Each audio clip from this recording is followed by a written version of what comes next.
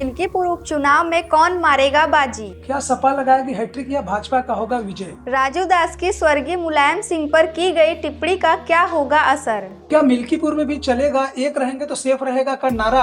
क्या भाजपा के नाराज नेता सपा की कराएंगे चांदी? तो अयोध्या के मिल्कीपुर उपचुनाव में 5 फरवरी को मतदान होना है और 8 फरवरी को वोटिंग होनी है। तो जहां पर अयोध्या के मिल्कीपुर में समाजवादी पार्टी ने अवधेश प्रसाद के बेटे, जो कि अयोध्या से सांसद है, उनके बेटे को अजीत प्रसाद को समाजवादी पार्टी ने प्रत्याशी बनाया है, जबकि भारतीय जनता पार्टी ने चंद्रभानु पासवान को प्रत्याशी बनाया है। आजाद समाज पार्टी ने भी पासी बिरादरी के ही प्रत्याशी को मैदान में उतारा है। इससे पहले अयोध्या के मिल्कीपुर में 2 बार उपचुनाव हो चुके हैं और दोनों बार उपचुनाव में समाजवादी पार्टी ने ही बाजी मारी थी। एक बार 1998 में उपचुनाव हुआ था और उसके बाद 2004 में भी उपचुनाव हो चुका है और तीसरी बार अयोध्या के मिल्कीपुर में 2025 में उपचुनाव हो रहा है। तो सबसे पहले जान लेते हैं कि अयोध्या के मिल्कीपुर में किस बिरादरी के कितने वोटर हैं। मिल्कीपुर में ब्राह्मण, पासी, यादव सबसे ज्यादा वोटर हैं। चलिए अब जान लेते हैं कि किस बिरादरी के कितने वोटर हैं। सबसे पहले ब्राह्मण वोटर सबसे ज्यादा 85,000 हैं। पासी बिरादरी का वोट 70,000 है। यादव मतदाता 65,000 है।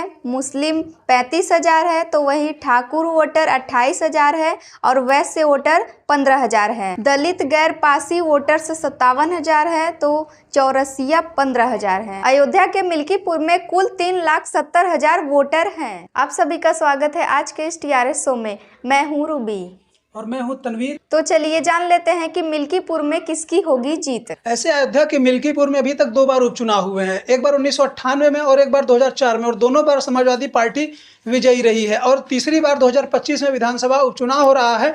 और अगर 2022 के आंकड़ों को देखा जाए तो 2022 में समाजवादी पार्टी के अवधेश प्रसाद पासी ने बाबा गोरखनाथ को हराया था, जो कि भारतीय जनता पार्टी के प्रत्याशी थे। और इस बार भारतीय जनता पार्टी दमदारी से मैदान में उतरी हुई है और जहां पर भारतीय जनता पार्टी ने अपने लगभग 7 से अधिक मंत्री और लगभग 40 से अधिक विधायक अयोध्या के मिल्कीपुर में उतारे हैं। इतना ही नहीं, उत्तर प्रदेश के मुख्यमंत्री योगी आदित्यनाथ जी खुद लगभग 6 बार अयोध्या के मिल्कीपुर का दौरा कर चुके हैं। आपको क्या लगता है कि सभी पार्टियों ने एक ही बिरादरी के प्रत्याशियों को उतारा है, तो इसका क्या होगा असर? मिल्कीपुर में सबसे मजेदार चीज यही है कि समाजवादी पार्टी ने, जो अवधेश प्रसाद के बेटे अजीत प्रसाद हैं, वह भी पासी समुदाय से आते हैं और भारतीय जनता पार्टी ने पासी बिरादरी से चंद्रभानु पासवान को प्रत्याशी बनाया है, जो कि एक उद्यमी है और वकालत करते हैं। जबकि आजाद समाज पार्टी ने, चंद्रशेखर आजाद की पार्टी ने भी पासी बिरादरी को ही मैदान में उतारा है। ऐसे अब देखना ये होता है कि अयोध्या के मिल्कीपुर में जो पासी बिरादरी है 70,000 वोटर हैं और जो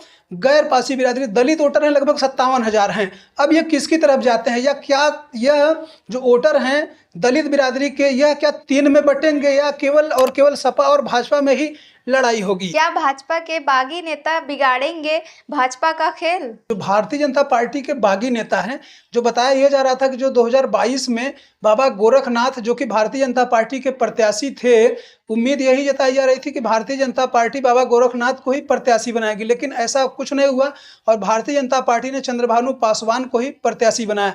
और जब चंद्रभानु पासवान का नामांकन हो रहा था तो भारतीय जनता पार्टी के कई मंत्री और विधायक तो गए थे नामांकन में, लेकिन जो अयोध्या और मिल्कीपुर के लोकल भारतीय जनता पार्टी नेता थे और जो संभावित प्रत्याशी थे कि इनको टिकट मिल सकता है, वो लोग चंद्रभानु पासवान के नामांकन में नहीं गए थे। कि नामांकन के बाद भारतीय जनता पार्टी के स्वतंत्र देव सिंह, सूर्य प्रताप शाही, कई मंत्री और कई विधायक नाराज नेताओं को मनाने गए थे उनके घर तक।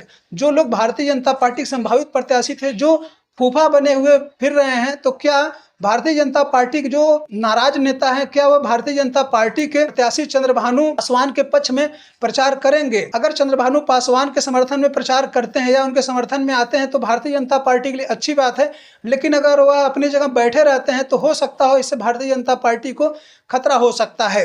चलिए आपको क्या लगता है कि आप बताइए मिल्कीपुर में कौन जीतेगा? पासी बिरादरी के वोटर हैं वह कटेंगे, और क्या लगता है कि क्या वाकई में एक रहेंगे तो सेफ रहेगा का नारा चलेगा? क्या राजू दास द्वारा जो स्वर्गीय मुलायम सिंह पर जो की गई टिप्पणी है, अभद्र टिप्पणी है, उसका क्या असर पड़ेगा? क्या समाजवादी पार्टी PDA का फार्मूला अपना पाएगी? और ऐसे में जहां पे बसपा चुनाव नहीं लड़ रही है, तो आपको क्या लगता है कि अयोध्या के मिल्कीपुर में कौन जीतेगा? आप लोग अपनी राय हमें कमेंट में जरूर दें।